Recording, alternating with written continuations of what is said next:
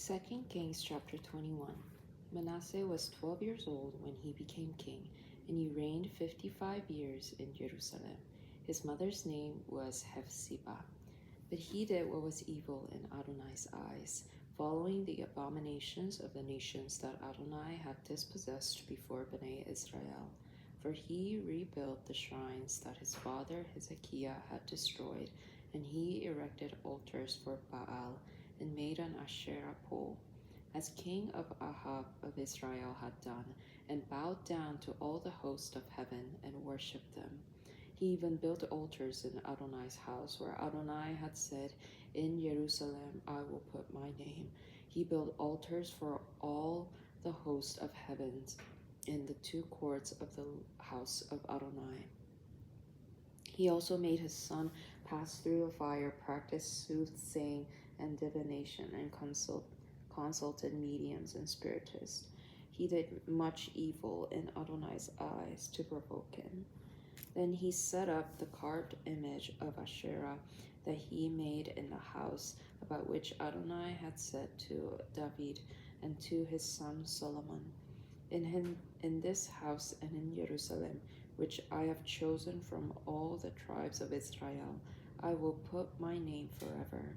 No longer will I cause the feet of Israel to wander from the land which I gave their fathers, if only they will keep doing all I have commanded them in the whole Torah that my servant Moshe commanded them. But they did not listen.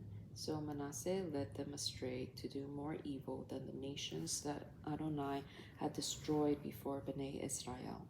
Then Adonai spoke through his servants, the prophets, saying, Since King Manasseh of Judah has done these abominations and has outdone in wickedness all that the Amorites who were before him did, and has also made Judah sin with his idols, therefore thus says Adonai, God of Israel, Behold, I am bringing such evil on Jerusalem and Judah that whoever hears of it, both his ears will tingle.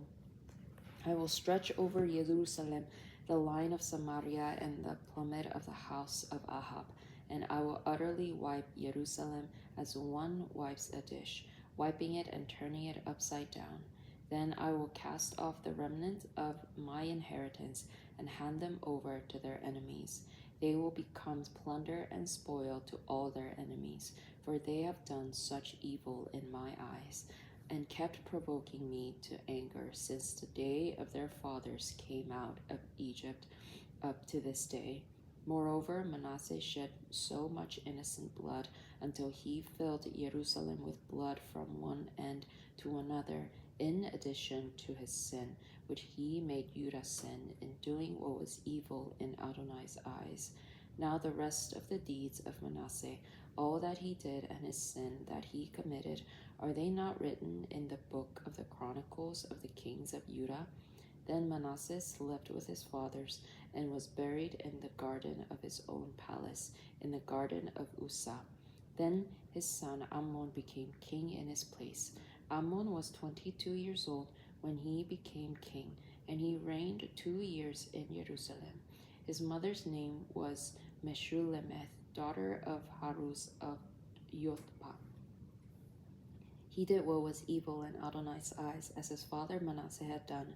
So he walked in all the ways that his father had walked in, and worshipped the idols that his father had worshipped, and bowed down to him. He abandoned Adonai, God of his fathers, and did not walk in the way of Adonai. Then Ammon courtiers conspired against him, and assassinated the king in his own palace. But the people of the land put to death all the conspirators against King Ammon. Then the people of the land made his son Josiah king in his place. Now the rest of the deeds of Ammon which he did, are they not written in the book of the Chronicles of the kings of Judah? Then he was buried in his tomb in the garden of Uzzah, and his son Josiah became king in his place. Chapter 22. Josiah was 8 years old when he became king, and he reigned 31 years in Jerusalem.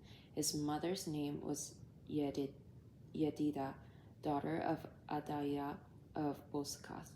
Now he did what was right in the eyes of Adonai, and walked in all the ways of his father David, and turned not aside to the right or to the left. It came to pass in the 18th year of King Josiah that the king sent Shaphan, son of Azaliah, son of Meshullam, the scribe, to the house of Adonai, saying, Go up to Hilkiah the Kohen Gadol, and let him weigh the silver that has been brought to the house of Adonai, which the doorkeepers have gathered from the people.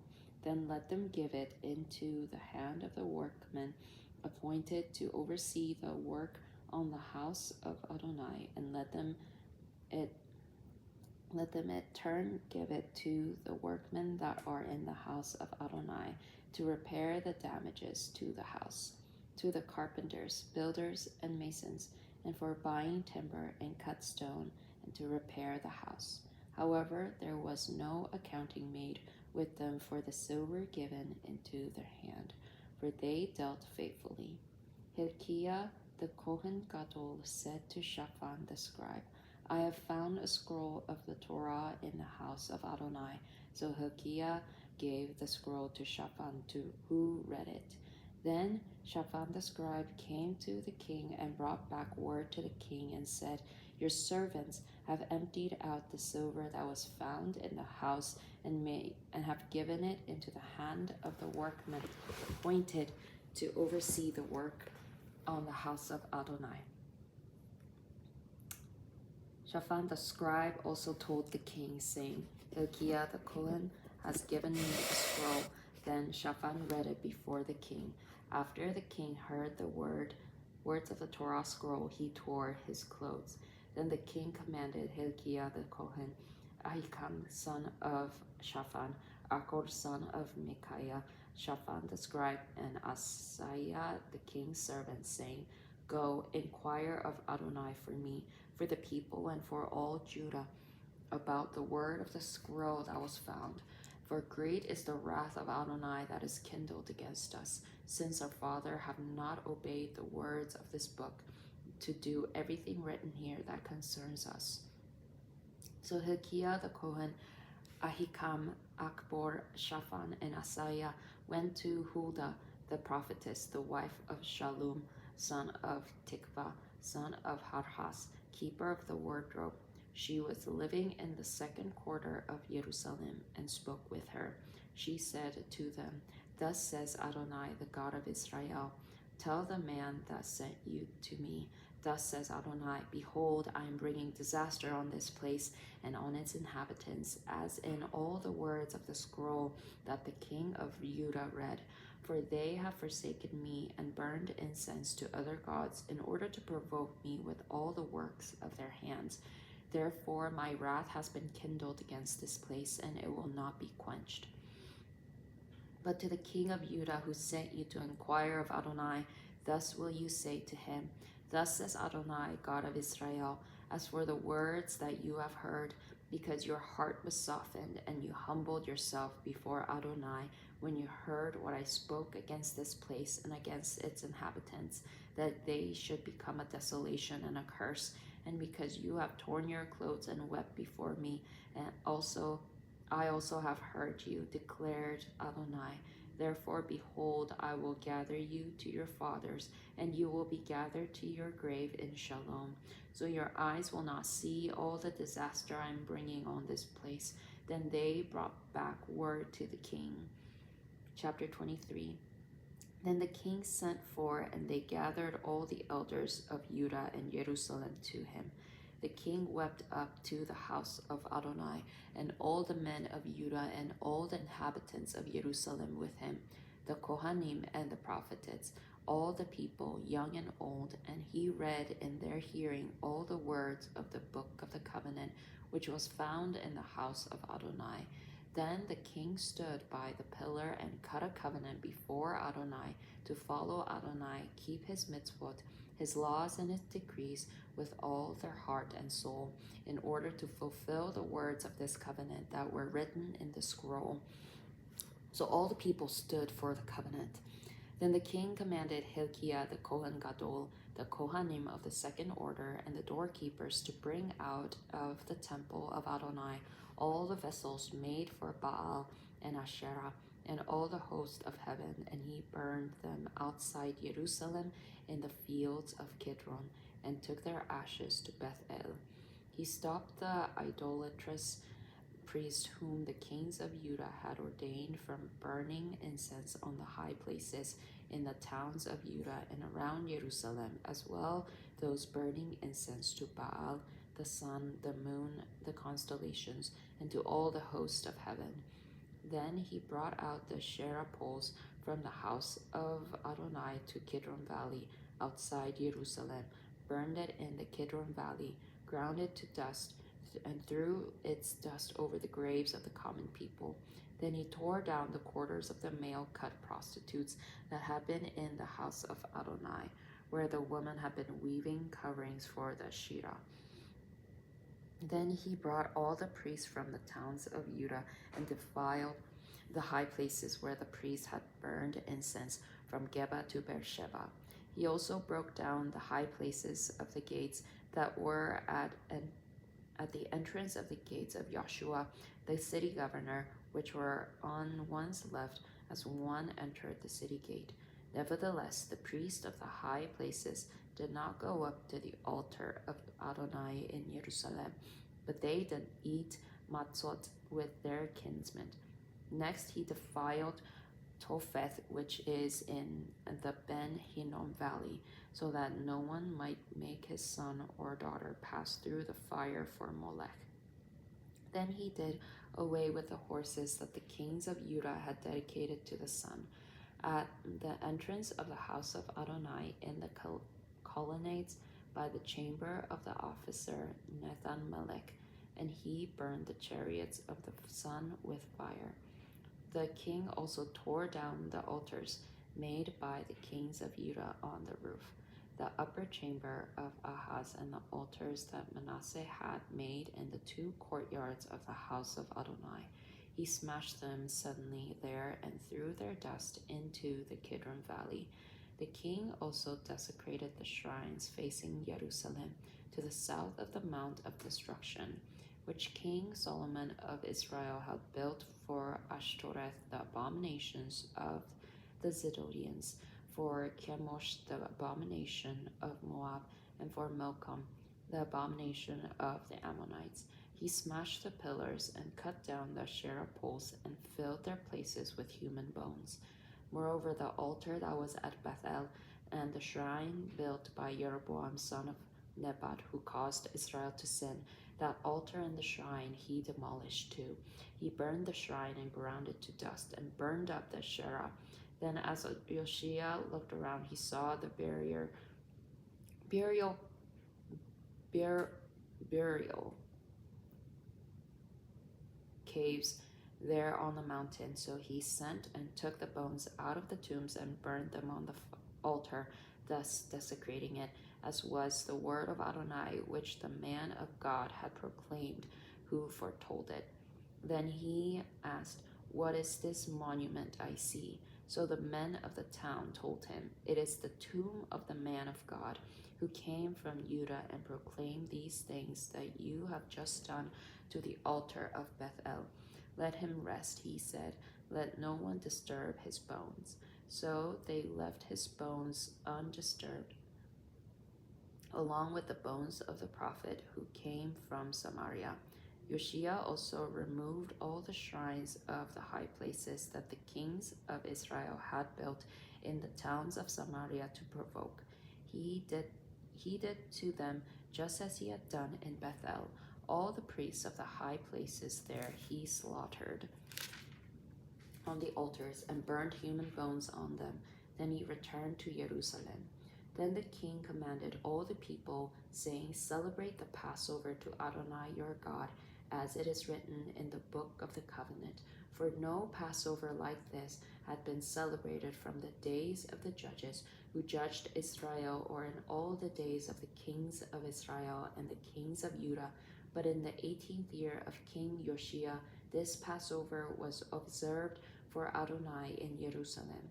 Moreover, Yoshia got rid of the necromancers and the mediums, the teraphim and the idols, and all the detestable things that were seen in the land of Judah and in Jerusalem, in order to confirm the words of the Torah that were written in the scroll that Melchiah the Kohen found in the house of Adonai.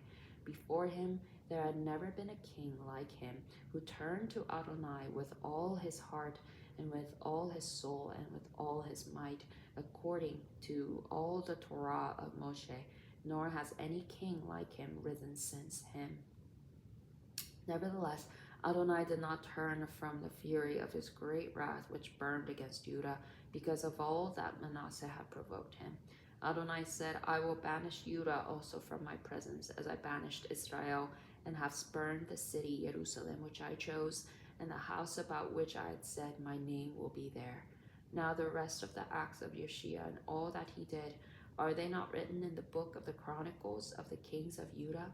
In his days Pharaoh Necho, king of Egypt, went up against the king of Assyria to the Euphrates River. King Yoshia marched against him, but Necho killed him at Megiddo when he saw him.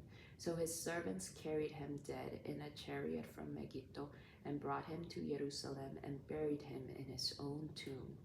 Then the people of the land took Jehoahaz, son of Yoshia, anointed him and made him king in his father's place. Jehoahaz was 23 years old when he became king, and he reigned 3 months in Jerusalem. His mother's name was Hamutal, daughter of Jeremiah of Libnah. But he did what was evil in Adonai's eyes, as in all that his ancestors had done. Then Pharaoh Necho imprisoned him at Riblah in the land of Hamath, so he would not reign in Jerusalem. He also imposed on the land a fine of 100 talents of silver and a talent of gold. Then Pharaoh Necho installed Eliakim, son of Yoshia, king in place of his father Yoshia, and changed his name to Jehoiakim. But he took Jehoahaz away and brought him to Egypt, and he died there. Jehoiakim gave the silver and the gold to Pharaoh, but he taxed the land to give them money in keeping with Pharaoh's command. He exacted the silver and the gold from the people of the land, each according to his assessment, to give it to Pharaoh Necho. Jehoiakim was 25 years old when he became king, and he reigned 11 years in Jerusalem. His mother's name was Zebudah, the daughter of Pedaiah of Rumah. But he did what was evil in Adonai's eyes, just as in all that his ancestors had done.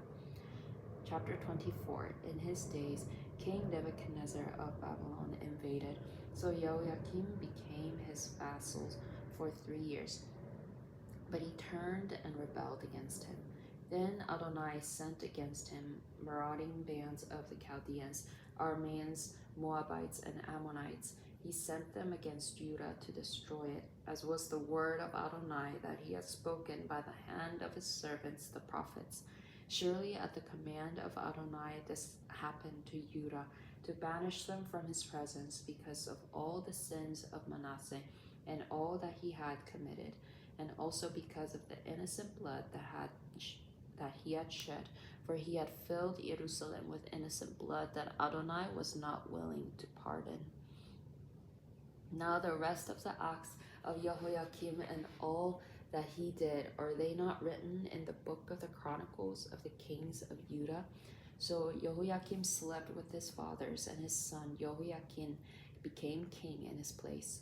No longer did the king of Egypt march out of his country, for the king of Babylon had seized all the land that once belonged to the king of Egypt, from the Wadi of Egypt to Euphrates River. Jehoiakim was 18 years old when he became king, and he reigned in Jerusalem for 3 months.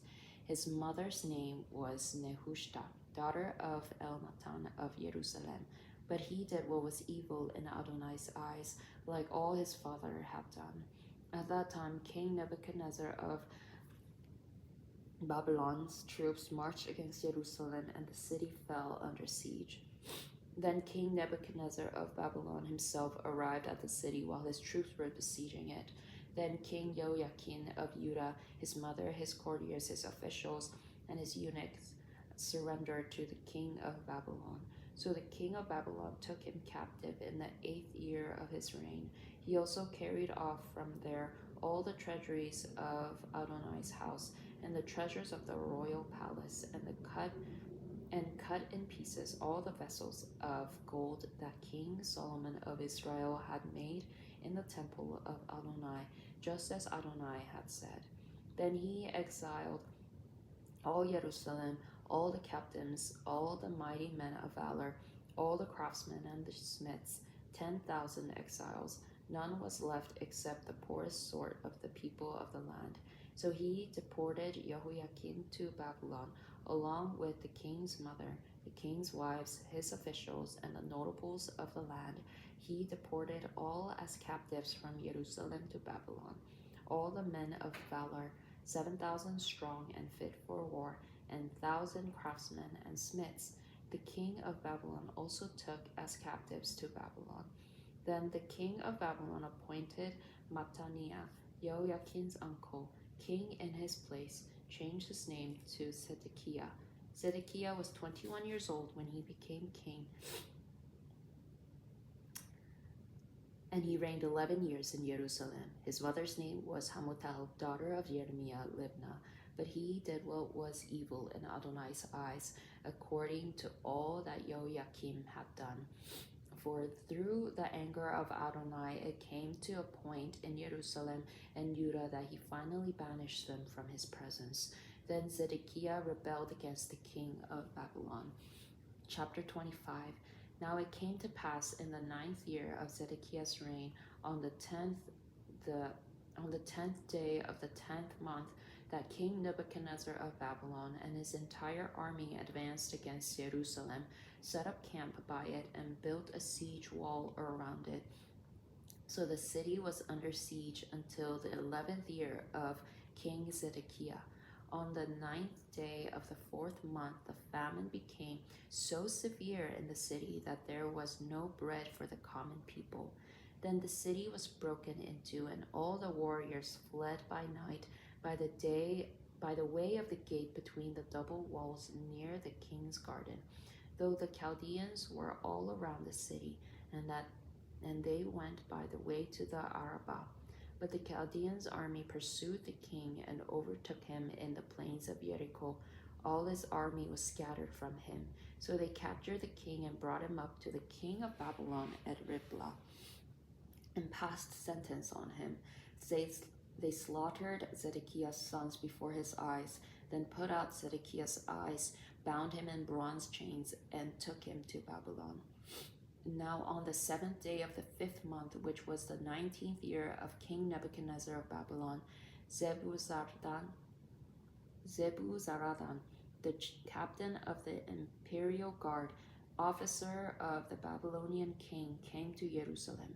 He burned down the house of Adonai, the royal palace, and all the houses of Jerusalem. Every notable building he burned with fire. Then the whole Chaldean army that was with the captain of the guard demolished the walls of Jerusalem on every side. Then the remnant of the people who were left in the city, the deserters who had defected to the Babylonian king, and the rest of the populace, Nebuzaradan, captain of the guard, exiled them. But the captain of the guard left some of the poorest of the land to be vine dressers and field hands. Now the Chaldeans broke into pieces the bronze pillars that were in the house of Adonai, the stands and the bronze sea that were in the house of Adonai, and carried their bronze away to Babylon. They also took away the pots, the shovels, the snuffers, the pans, and all the bronze vessels that were used in temple service.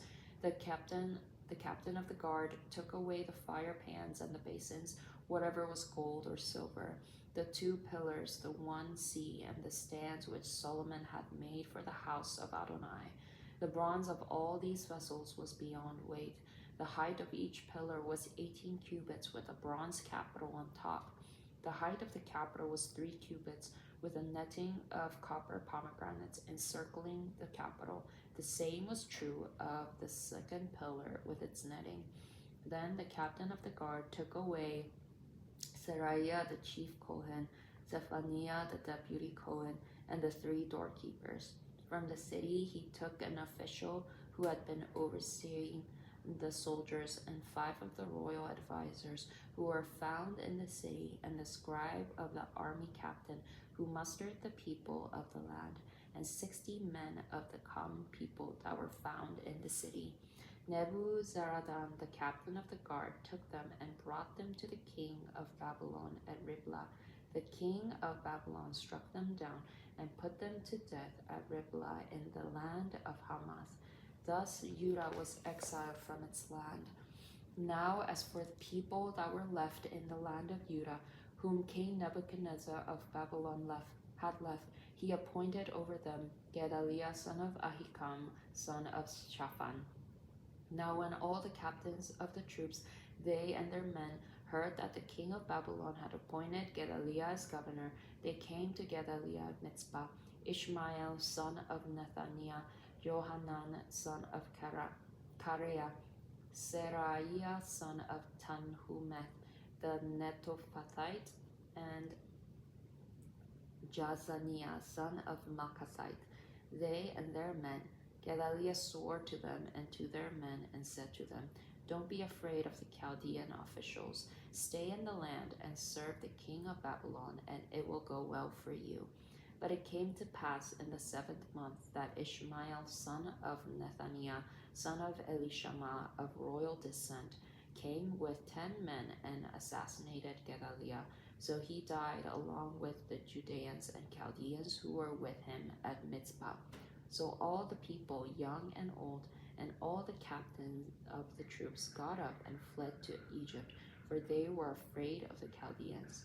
Now it came to pass in the 37th year of the exile of King Jehoiakim of Judah, on the 27th day of the 12th month, that King Evil-Merodach of Babylon, in the year he became king, released King Jehoiakim of Judah from prison. He spoke kindly to him and set his throne above the throne of the other kings who were with him in Babylon. So he changed his prison garments and regularly ate bread in the king's presence all the days of his life. As for his allowance, a regular allowance was granted to him by the king, an allotment for each day all the days of his life.